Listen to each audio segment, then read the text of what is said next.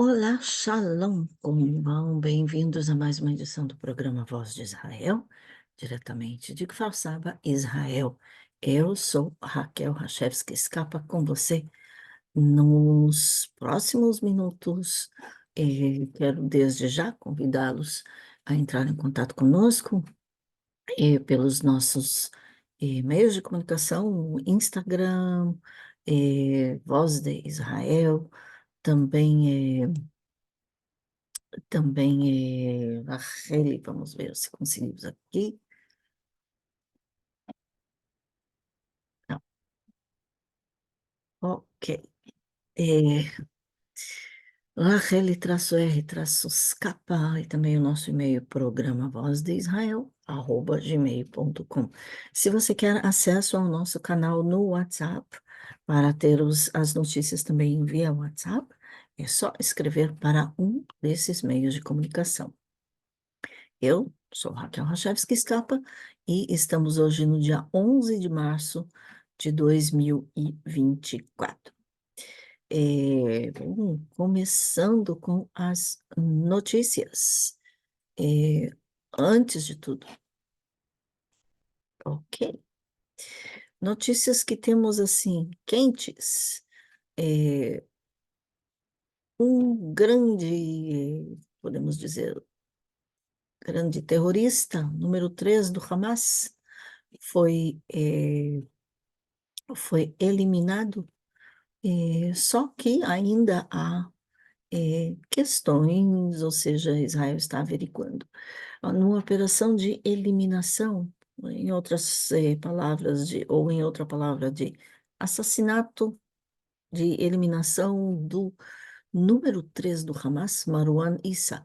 Eh, Aparentemente, ele estava num dos túneis, eh, mas Israel estava, ou seja, o exército estava esperando confirmação de que ele não estava próximo dos sequestrados, dos reféns israelenses que ainda são mantidos na faixa de Gaza pelo Hamas, eh, para depois emitir a ordem de matá-lo. Issa foi atacado enquanto estava no túnel a dezenas de metros de profundidade, túnel subterrâneo. Eh, Em Israel ainda estão aguardando realmente se ele realmente foi eliminado. De toda forma, na semana passada, o Gabinete de Guerra discutiu as chances de sucesso da operação antes de embarcar nela.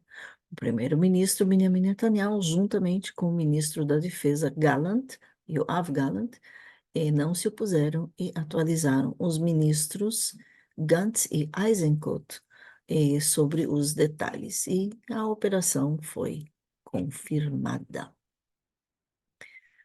Em outras notícias, aparentemente as negociações, ou seja, hoje começou essa noite começou o Ramadã, que é a festa sagrada para os muçulmanos. E aparentemente eles queriam, eh, ou Israel queria chegar a um acordo, finalizar o acordo de liberar os reféns antes do Ramadã, fazer um cessar-fogo ainda antes do Ramadã, ou pelo menos no início. De toda forma, não conseguiu acontecer. Netanyahu disse que as negociações falharam e que Israel não prometeu o fim de guerra. Quem disse isso também foi o líder do Hamas, Ismael Haniyeh. Ele disse isso no domingo, que as negociações para uma trégua, eles não querem um cessar-fogo, e sim uma trégua, ou cessar da guerra, que uma trégua antes do Ramadã falharam, porque Israel se recusou a prometer um cessar-fogo permanente. O Gabinete de Guerra de Israel se reuniu para discutir as tentativas em andamento, mas aparentemente paralisadas, de chegar a um acordo para interromper a guerra e libertar os reféns. Num discurso gravado em sua base no Catar, sim, provavelmente no hotel de luxo do Catar, o líder da organização terrorista disse que Israel evitou dar garantias claras com relação ao cessar-fogo permanente, também a retirada total das forças ou garantias para o regresso dos deslocados de Gaza. Espera aí, eu já comento sobre isso. Os comentários de Haniyeh foram feitos um dia após o Serviço Secreto de Israel, o Mossad, emitir uma declaração culpando Hamas pelo impasse, alegando que o grupo terrorista está endurecendo suas exigências e desinteressado em chegar a um acordo, preferindo fomentar agitação por causa do Ramadã. Explico. O Ramadã, que, como eu já disse, é na festa sagrada, é um mês sagrado para os muçulmanos, é um mês de jejum, etc, etc, etc, de preces, muito religioso. Também é um mês no qual, em Israel, nós vimos, no passado, o aumento de violência por parte dos muçulmanos. Eu acho que eu já comentei na semana passada que nessa festa ou em outras ocasiões, como eles sempre estão, por exemplo, as mesquitas no Monte do Templo, a polícia de Israel, o exército em Jerusalém, estão sempre de sobreaviso, prontos, porque quem conhece o Monte do Templo, quem já esteve no Muro das Lamentações, você sabe que você está lá embaixo no muro, e lá de cima do muro é a esplanada das mesquitas, da qual, muitas vezes, os palestinos que estão lá orando, rezando ou dizendo que vão rezar, lançam coquetéis Molotov, pedras, contra quem está lá embaixo. Não foi uma vez, não foi duas vezes, muitas vezes isso aconteceu, quando não houveram coisas piores. Então, é claro que a polícia de Israel está sempre de sobreaviso. Agora, eh, qual é o argumento do Hamas? É, provavelmente, nós queremos proteger, qual é o argumento deles para a violência? É proteger a mesquita contra a violência, contra a conquista de Israel, ou seja, contra os conquistadores israelenses que querem destruir as mesquitas, o que não é verdade. Quem está destruindo são eles. Sim, pode ser que os soldados não vão se dar o trabalho de, antes de entrar na área das mesquitas e ir prender aqueles que estão atiçando fogo, lançando coquetel Molotov, lançando pedras, também gritando morte aos judeus do alto-falante das mesquitas. Eles não vão se dar o trabalho de antes tirar as botas, que leva muito tempo para colocar, e depois entrar na mesquita. É, o que para entrar numa mesquita é requerido retirar os sapatos. Mas por causa desses atos, é claro que eles vão dizer, ó, Israel está destruindo a mesquita. Os soldados e a polícia de Israel estão profanando a nossa mesquita. Espera aí. Em várias ocasiões, eh, inclusive coincidindo com o Ramadã, em mais de uma ocasião, por exemplo, Pessah, em alguns anos atrás, os palestinos terroristas entraram, por exemplo, num hotel na cidade de Natânia, eh, com cintos explosivos. Era a festa de Pessah, a Páscoa judaica. Não, não era numa sinagoga, mas essa festa geralmente é celebrada nas residências, ou no hotel, ou num salão, para ter o máximo possível de pessoas. Sim, então, não era uma sinagoga, mas era, de toda forma, uma festa sagrada. Entraram, ativaram cintos, explodiram, mataram dezenas de pessoas, muitos da mesma família, ou seja, liquidaram famílias inteiras.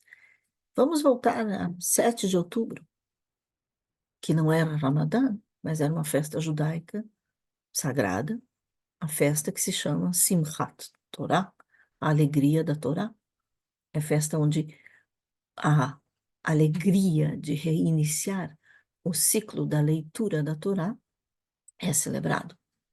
Depois de um ciclo de um ano terminar. O que é a Torá? São os 5 primeiros livros do Pentateuco, que são lidos todos os fins de semana nas sinagogas, em todo o mundo. É, eles respeitaram? Não. Ou seja, quando eles atraem o fogo, será que o soldado israelense vai ter o tempo de tirar a bota para entrar na mesquita? Ou vai, e assim, se arriscar a ser atingido pelo fogo dos coquetéis Molotov, de alguma pedra, ou ser esfaqueado, como pode ser que foi o caso? Inclusive, lembrando que entre os soldados israelenses existem muçulmanos, beduínos, árabes israelenses que servem o exército de Israel, totalmente fiéis a seu país. Então, eles mesmos, sendo muçulmanos, sendo atacados por outros muçulmanos, que são contra a existência do Estado de Israel, será que eles vão se dar o trabalho de, outra vez eu vou mencionar, tirar as botas, entrar na mesquita, ser atingidos, ou entrar, defender, parar o fogo? Essa é a situação. Bom, o que o Serviço de Inteligência de Israel disse na semana passada foi o Serviço de Inteligência, o Mossad, o Serviço Secreto, é que os líderes do Hamas não têm intenção verdadeira de um cessar-fogo, numa negociação, porque o que eles querem é trazer o conflito da faixa de Gaza para Jerusalém, para a Judéia e Samaria, a chamada Cisjordânia. É claro, já está lá no Líbano. E quem sabe recrutar também árabes israelenses ou árabes que residem em Jerusalém Oriental. Inclusive já conseguiram recrutar alguns de Jerusalém e espalhar o conflito em todas essas regiões, principalmente no mês de Ramadã, que é o mês, como eu já disse, onde a violência aumenta. E não tem o que fazer, ou seja, tem que fazer, proibir, por exemplo, a entrada de palestinos de Jerusalém Oriental ao Monte do Templo, às mesquitas, seria uma solução. Mas e daí? Como fica Israel? Israel está proibindo liberdade de expressão religiosa. Seria a acusação mundial, não é mesmo? Então, para evitar isso, Israel sim permite a entrada, mas sim limita, por exemplo, a idade. É, até num dos anúncios foi até os 45 anos ou até os 30 anos é proibido, não podem entrar jovens. Porque geralmente são os jovens que fazem os ataques. Jovens de até 35, aí começaram a ver que também tem de mais de 40, então o serviço secreto vai aumentando a idade. Pessoas de idade, ou seja, de certa idade para cima, geralmente estão realmente interessados em ir à mesquita, fazer as suas preces, voltar para casa. Ponto. Então, por exemplo, pessoas de 50 anos e mais. Então, esses podem entrar. E sim, o exército e a polícia de fronteira examinam quem entra no Monte do Templo. Agora, também, para evitar que entrem com facas, por exemplo, ou com qualquer outro dispositivo que possa ser perigoso, possa ser usado como arma, como garrafas, álcool, etc. Garrafa, álcool, coquetel Molotov, etc. Então, para evitar isso, também eles examinam as pessoas na entrada do Monte do Templo. Se você já esteve em Jerusalém, se você foi entrar na parte do Muro das Lamentações, você deve ter passado pelas eh, partes assim onde tem soldados e policiais que examinam você, sua bolsa, e lá em cima, subindo para o Monte do Templo, não pode ser diferente.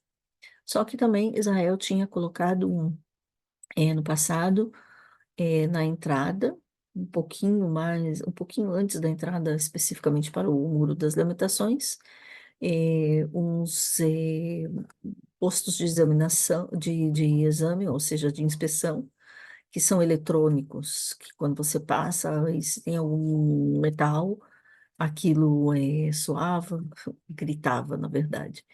Então, sendo assim, é, também poderia ver ou detectar metais, por exemplo, facas, facão, machado, tipos de coisa assim, que pode ser usado como arma.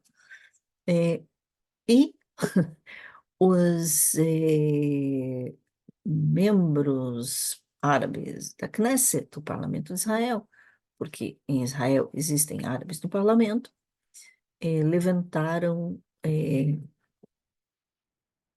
um, como é que diz, um protesto totalmente contra isso. É, claro, sendo a voz dos palestinos, que iam entrar os palestinos da parte de Jerusalém Oriental, ou de todos aqueles que tinham permissão para entrar nas mesquitas. Então Israel retirou. Ah, como é? Invasão à privacidade, etc, etc. Israel retirou. Tudo porque Israel não quer ser acusada de suprimir, de violar os direitos ao culto de nenhuma religião, quase, principalmente dos árabes, muçulmanos. É, pode-se dizer isso é ridículo?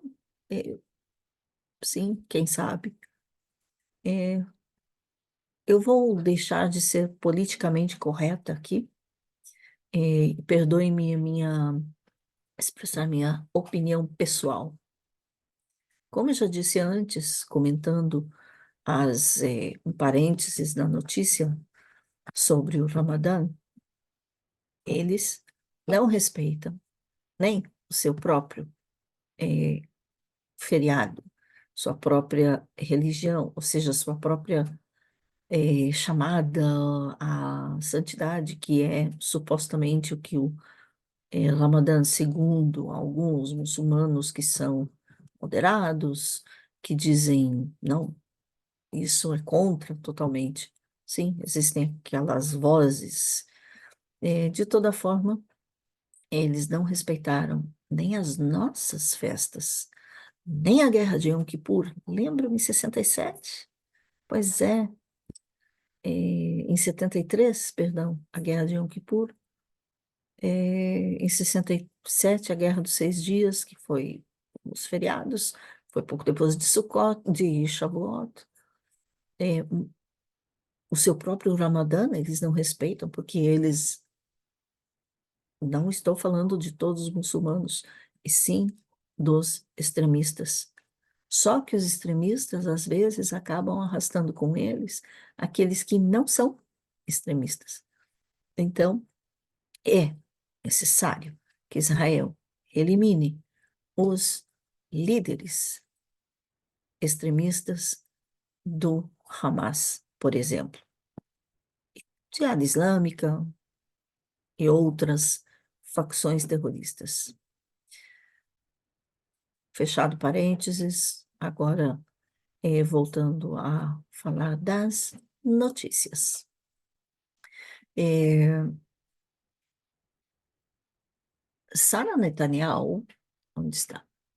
Sara Netanyahu, a esposa do primeiro-ministro de Israel, apelou à mãe do emir do Catar, pedindo que intervenha, ou seja, em favor dos israelenses que estão sequestrados na faixa de Gaza. Ela enviou uma carta a Musa bint Nasser al-Massand, que é a mãe do emir do Catar, que se chama Tamim bin el-Hamad Thani. E ela escreveu sobre a libertação dos sequestrados israelenses no cativeiro do Hamas, dos reféns. Ela escreveu: de mulher para mulher, é necessário abordar o fato de que, entre os raptados, há 19 mulheres que estão sofrendo dificuldades inimagináveis. Lembrando o relatório da ONU, de que as mulheres que foram sequestradas pelo Hamas sofreram e estão sofrendo, e se não forem retiradas de lá, vão continuar sofrendo abusos sexuais inimagináveis. Eles até filmaram algumas das suas ações, com tanto orgulho que eles têm. Voltando à notícia, isso aproveitando o início, né, do Ramadã, Sara Netanyahu foi muito emotiva. Ela escreveu ainda: eu apelo a vocês, no espírito do Ramadã, aproveitando sua influência, ou a você, melhor dito, a mulher, a mãe do emir, aproveitando sua influência significativa para trabalhar pela libertação dos sequestrados israelenses. Há meses que o Qatar tem tido papel muito importante de mediador entre Israel e Hamas, junto com Estados Unidos e Egito. Isso nas conversações ou seja, negociações para libertar os reféns. Também a França tem estado muito envolvida. Já 2 vezes houve reunião, ou 2 vezes aconteceram reuniões de cúpula dos serviços secretos, o primeiro-ministro do Catar em Paris. Ela escreveu ainda, Sara Netanyahu, seu envolvimento pode ser decisivo para trazê-los de volta para casa, oferecendo um farol de esperança às suas famílias e levando a um passo significativo em direção à paz e à reconciliação. Agora, lembrando, Israel e Catar não têm relações diplomáticas, eh, não têm relações diplomáticas eh, oficiais. Mas, com tudo isso que o Qatar está ajudando nas negociações, então, é claro que tem mantido certa eh, conversa, digamos assim. Bom, vamos ver. Agora, o norte de Israel tem sido atingido, como já disse em outras ocasiões, eh, tem sido atingido pelos mísseis do Hezbollah, no norte de Israel, infelizmente. E na manhã de domingo, por exemplo, o Hezbollah lançou 35 foguetes do Líbano em direção ao Monte Meron, também no sábado, a área do Monte Meron, na Alta Galileia de Israel. Isso aconteceu da manhã de domingo, de acordo com o Exército de Israel. O Monte Meron, que fica a 9 quilômetros da fronteira, abriga uma importante base de controle aéreo que o grupo, apoiado pelo Irã, atacou diversas vezes desde o início do ano. Inclusive, conseguiu atingir pelo menos 2 vezes, com menores prejuízos. Vários dos foguetes foram interceptados pelo Sistema de Defesa Aérea de Israel, o Iron Dome. O grupo terrorista assumiu responsabilidade pelo ataque, dizendo que disparou dezenas de foguetes em resposta aos ataques israelenses a aldeias e casas de civis no sul do Líbano. Uma pessoa ficou levemente ferida quando corria para um espaço protegido, isso pelos mísseis do Hezbollah, e foi socorrida pelo Magen David Adom, que é a estrela de Davi vermelha. Após a barragem de foguetes, houve relatos do Líbano de ataques de artilharia israelense nas áreas de Al-Harbaria e também de Kunin, no sul do Líbano. Durante a noite de sábado, aviões da Força Aérea de Israel atacaram a infraestrutura terrorista do Hezbollah num posto de lançamento de mísseis antitanque e uma estrutura militar na qual os terroristas foram identificados. eh, Desde 7 de outubro, Israel tem lançado, perdão, eh, o Hezbollah tem lançado eh, quase diariamente mísseis, foguetes, isso da fronteira do Líbano, do sul do Líbano, já causaram 17 mortes e extensos danos materiais. Cerca de 62 mil israelenses foram evacuados do norte ao longo da fronteira com o Líbano. 62 mil ou mais só do norte de Israel. Nem falamos dos 150 mil que foram evacuados no sul de Israel. O ministro da Defesa de Israel, Yoav Gallant, disse ao enviado da Casa Branca, Amos Hochstein, na semana passada, que a agressão contínua do Hezbollah estava empurrando Israel por um ponto crítico no que diz respeito a uma resposta israelense em grande escala, uma resposta do exército de Israel em grande escala. Isso provavelmente acontecerá. A pergunta é quando? E a outra coisa que está acontecendo, como eu já falei no princípio, que segundo o Serviço Secreto de Israel, o Hamas gostaria muito de esticar, ou seja, de aumentar e expandir as suas ações para outras regiões, por exemplo, na chamada Cisjordânia. E Israel teme a repetição do 7 de outubro, mas na região da Judéia e Samaria. É, Israel teme a tentativa do Hamas de realmente inflamar todas essas regiões durante o Ramadã. As autoridades de segurança trabalham com uma situação especialmente dramática, a possibilidade de que o grupo palestino tente repetir na Judéia e Samaria os ataques como foram executados nos kibbutzim do sul de Israel no 7 de outubro. Os números mostram a preocupação com a situação naquela região. Total de 23 batalhões do exército estacionados na região, em comparação com 12 batalhões que estão nesse momento em toda a faixa de Gaza. No território, Israel tem 150 comunidades israelenses com uma população judaica de mais de 500 mil de pessoas, ou seja, mais de 520 mil pessoas que habitam naquela região. E sim, é, eu posso dizer, por exemplo, que os dias que eu viajo para o trabalho, é, na região da Samaria, eu acho que até já mostrei esse mapa, eu vou tentar mostrar de novo. É, às vezes que eu é, viajei para essa região, não consigo aqui, é, foram,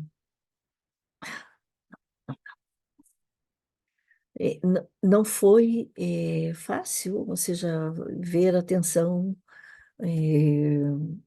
na estrada, a veículos tanto israelenses como palestinos, lado a lado. E sim, você vê a tensão nos dois olhos, nos dois lados. Ou seja, os motoristas israelenses, assim, bastante alertas, os motoristas palestinos também, porque de repente é uma pessoa comum, um cidadão comum, que se fizer alguma coisa que eh, possa parecer suspeita, de repente pode ser preso, alguma coisa do estilo. E sim, isso pode acontecer. Infelizmente, de toda forma. Onde está? Aqui, ó. É, eu acho que agora eu consegui. Vamos ver se vamos compartilhar o mapa aqui que eu acho importante que vocês vejam um pouquinho. Ok, vamos ver. Ok, se vocês estão vendo, eu vou aumentar aqui a. Antes eu falei do norte, né, do Líbano. Agora eu estou falando aqui desta região que se chama Judéia e Samaria, ok? Que está Jerusalém, a West Bank, ok? Então, esta região você tem 500 ou mais de 520 mil eh, israelenses, mas também tem muitos povoados, comunidades, aldeias palestinas. E às vezes uma está do lado da outra. E em Hebron, por exemplo, aqui embaixo, você tem, no mesmo local, você tem, você vai encontrar cidadãos israelenses, cidadãos palestinos, dividindo o mesmo local, mas uma divisão com muros de proteção, cerca de segurança, etc. Porque sim. E aqui no norte da Samaria, por exemplo, próximo a Nazaré, é muito fácil sair de Jenin para Nazaré. Vejam a estrada. Ou seja, todas essas estradas vermelhas aqui. Não é difícil. É, e sim, há essa preocupação. Essa estrada, eu já falei dela, onde está aqui. É a estrada número 5, que acho que já falei. É, aqui, ok? Ou seja, que chega inclusive até o Vale do Jordão. Até o Vale do Jordão é uma área que está supostamente é, supostamente em disputa, essa área aqui. Ou seja, aqui também houveram, ou já aconteceram no passado, ataques terroristas. Não é, não é surpresa, isso pode acontecer novamente, infelizmente. Agora, em tudo que diz respeito à política de Israel, de eh, aguentar e tudo, é realmente como vão fazer. Sim, o exército entra, prende, sim, tem muitas tropas ali, agora menos tropas na faixa de Gaza, mas ainda uma quantia relativamente grande. E o norte, como é que fica o norte? Bom, falando um pouquinho de outras notícias ainda relacionadas à guerra, porque a guerra toma conta de tudo. Já estamos o quê? Em 150 e... Já, já, já passamos, estamos no dia 11 de março, mais de 150 dias. Já passamos 157, 58. E nessa guerra entre Israel e Hamas, os Estados Unidos estão tentando obter um cessar-fogo de curta duração, só que aparentemente não dá certo. Segundo o jornal do Qatar, uma fonte egípcia disse que o diretor da CIA, William Burns, visitou recentemente, secretamente, o Cairo, na semana passada e discutiu a possibilidade de obter uma breve trégua humanitária de 2 a 4 dias, período durante o qual as negociações para o acordo devem prosseguir. Só que as negociações não prosseguem. E a outra coisa que os Estados Unidos já estão fazendo é construindo um tipo de cais, um tipo de porto flutuante para lançar a ajuda humanitária para a faixa de Gaza. E essa ajuda humanitária, no final das contas, semana passada, eu até compartilhei nas redes sociais, e não sei se compartilhei no grupo, no WhatsApp, mas o que aconteceu? Estados Unidos lançaram com paraquedas quantidades imensas de ajuda humanitária, os pacotes caíram na faixa de Gaza, as pessoas pegaram, e acho que mostrei sim semana passada. Só que alguns dos pacotes acabaram matando algumas pessoas na faixa de Gaza, porque caíram em cima da cabeça das pessoas também. Então agora a solução é violar o cerco marítimo que Israel impôs à faixa de Gaza, através da construção de um porto, de um cais flutuante para ali entregar ajuda humanitária à faixa de Gaza. E essa ajuda humanitária, obviamente, também não chega exatamente à população civil, que é toda a intenção muito boa de todo mundo, que a ajuda humanitária chegue à população civil, só que não chega, porque quem se apodera dos pacotes são o Hamas, mesmo que a população civil chegue à ajuda humanitária, o Hamas logo os ameaça, já vimos isso em câmeras, aí eu já compartilhei nos grupos, redes, etc. Ameaçam com armas os civis, não importa se é homem, mulher, criança. Eles já até mataram alguns. O próprio Hamas matou seus civis para tomar conta, para se apoderar da ajuda humanitária, que consiste de alimentos, remédios e cobertores, porque aqui ainda faz um pouco de frio, já que ainda é oficialmente o inverno, tem regiões que ainda faz frio, outras não, mas de toda forma, essa é a situação na faixa de Gaza. Então, Israel tinha imposto um cerco marítimo à faixa de Gaza. Por quê? Para impedir isso há muitos anos, para impedir que eles, recebessem armas de forma clandestina, dois, impedir que pudessem retirar clandestinamente os reféns que estão na faixa de Gaza.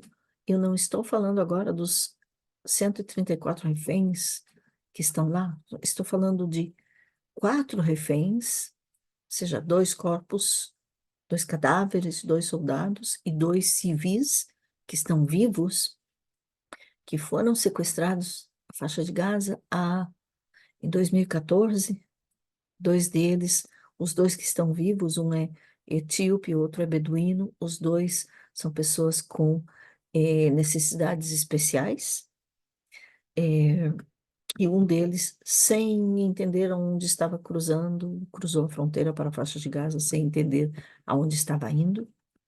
E os outros 2 são os cadáveres, os corpos de 2 soldados que morreram em combate num dos túneis subterrâneos há anos atrás, estou falando de 2014 novamente, e seus corpos foram sequestrados para a faixa de Gaza.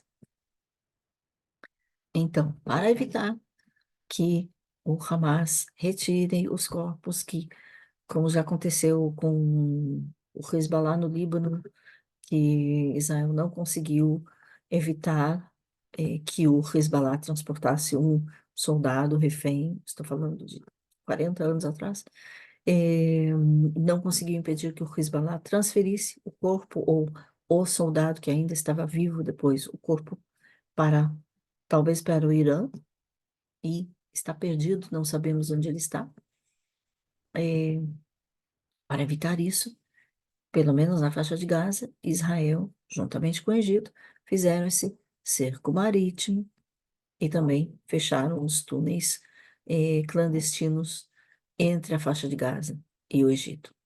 E então vem a nossa grande amiga Estados Unidos e abre um porto, sim, porto flutuante.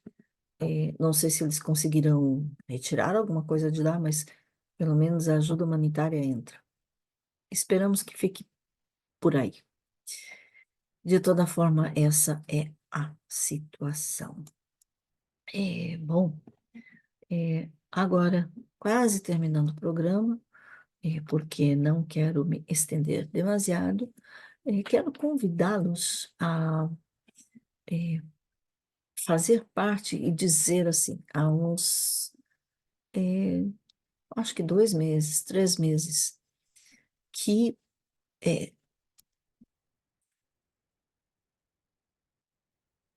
que eu apelei, que falei de um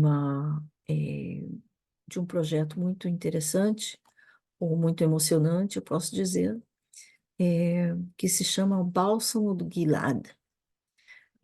Nesse projeto, é,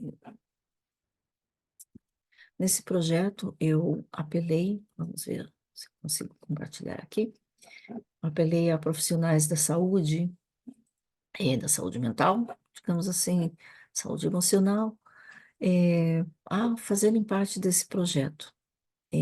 Ou seja, Israel tem psicólogos, psiquiatras, tem muitos profissionais da saúde mental, emocional, etc.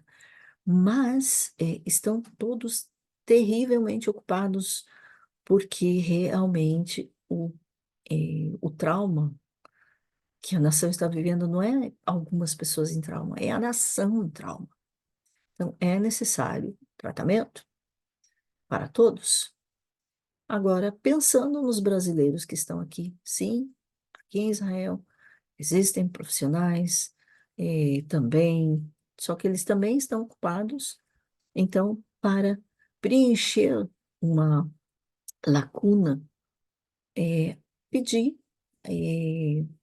que profissionais do Brasil entrassem no projeto e conseguimos pelo menos 6 profissionais que já entraram e estão dando atenção eh, a estão dando atenção a muitos aqui, pelo menos 6, diga-se de passagem.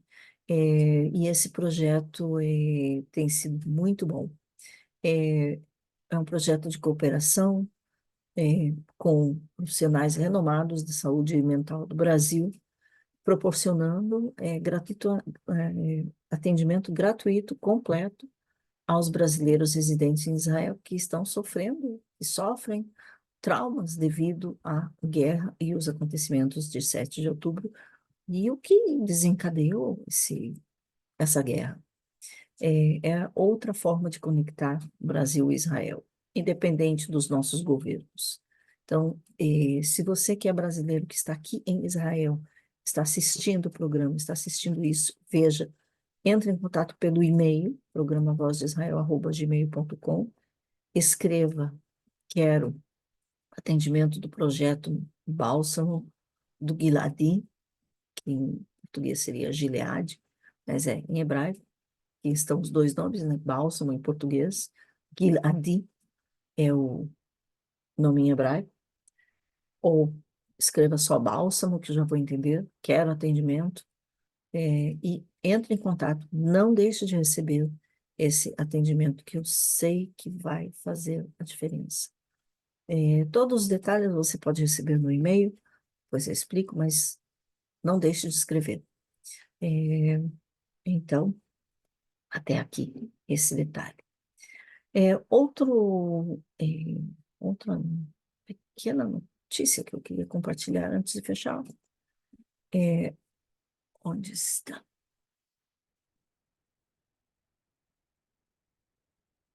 Existe um desafio tecnológico para combater o antissemitismo. Uma nova fundação que está oferecendo US$ 1 milhão para tecnologia inovadora que combata antissemitismo e receba o seu nome em homenagem a um ex-soldado do Exército que morreu salvando outras pessoas no massacre do Festival Nova, aquele rave, o festival que é paralelo ao universo paralelo do Brasil. Uma organização que se chama Adir Challenge Foundation foi nomeada em homenagem a Adir Mesika, um soldado israelense de 23 anos que era de Nova York, que apesar de estar desarmado, atacou terroristas do Hamas, perdão, ele não era soldado, mas ele atacou terroristas do Hamas na festa, onde 364 pessoas foram massacradas só naquele festival, dos 1.400. outras 40 foram levadas reféns para Gaza. O desafio está aberto a qualquer empresa ou inovador do mundo, preste atenção, qualquer empresa ou inovador do mundo, em qualquer idade. A primeira fase da competição premiará 3 vencedores, que receberão um prêmio de US$ 10.000 cada um e avançarão para a próxima fase, onde poderão ganhar US$ 1 milhão, desenvolvendo, desenvolvendo uma, um aplicativo, eh, algo tecnológico para combater o antissemitismo. Porque só museus, por exemplo, não bastam. Só as redes sociais não bastam. Não é suficiente. Então, precisamos tudo que é possível para para combater o antissemitismo. Então, vamos lá, vamos nos unir, em outras iniciativas para combater o antissemitismo. Então, escreva para nós, para o programa Voz de Israel, @gmail.com. E não esqueça, estamos aqui todas as segundas-feiras, mas também toda semana, no WhatsApp, no Instagram, programa Voz de Israel. No Instagram é voz-de-Israel. E também você pode escrever para o meu Instagram pessoal, e no e-mail, programa Voz de Israel, @gmail.com. Há mais de 2 décadas, trazendo aqui as notícias verdadeiras de Israel. Eu sou Raquel Rachevski Scapa. Muito obrigada a todos vocês por acompanharem. Shalom.